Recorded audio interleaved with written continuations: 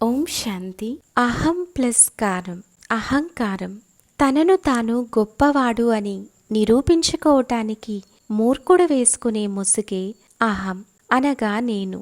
ఈ నేను అనే భావన మరీ పెరిగిపోతే అహంకారం అవుతుంది. ఇంగ్లీష్లో అహాన్ని ఇగో అంటారు. మనోవిశ్లేషణ ప్రకారం అహం అనేది ఒక మనిషి యొక్క అన్కండిషనల్ పొజిషన్లో దాగి ఉన్న కోరికలను బాహ్య ప్రపంచపు అవసరాలతో జత చేయటానికి మధ్యవర్తిత్వం చేసే మేధోభాగం. అహం వేరు, అహంకారం వేరు.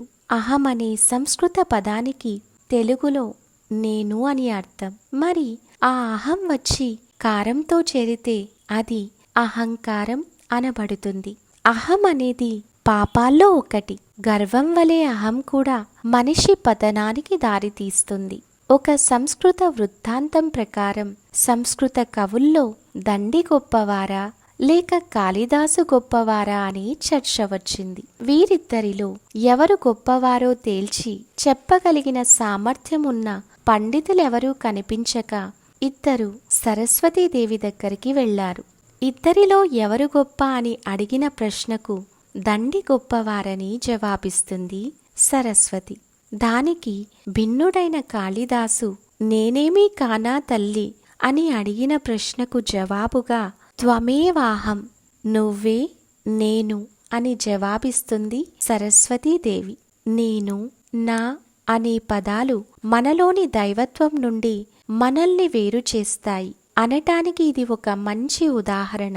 నేను, నా అని సూచించేంత వరకు అహం అనేది ఒక పదం మాత్రమే. అయితే నేనే, నాదే అనే అర్థాలు జోడించుకోవటంతో అదొక భావంగా వాడుకలోకి వచ్చేసింది. ఆత్మ గౌరవానికి అహంకారానికి చాలా పోలిక ఉంది. వాటిని విభజించేది చాలా సన్నటి రేఖ. ఈ సామర్థ్యం నాకుంది అనటం ఆత్మ గౌరవం. ఈ సామర్థ్యం నాకొక్కరికే ఉంది అనటం అహంకారం. ఇంట్లో చిన్న చిన్న గొడవల దగ్గర నుండి బాహ్య ప్రపంచంలో మహాయుద్ధాల వరకు అహంకారం వల్లే జరుగుతాయి. ఒకరి అహంకారం ఆ మనిషి పొందే నష్టానికే పరిమితమైతే పోనీ అనుకోవచ్చు.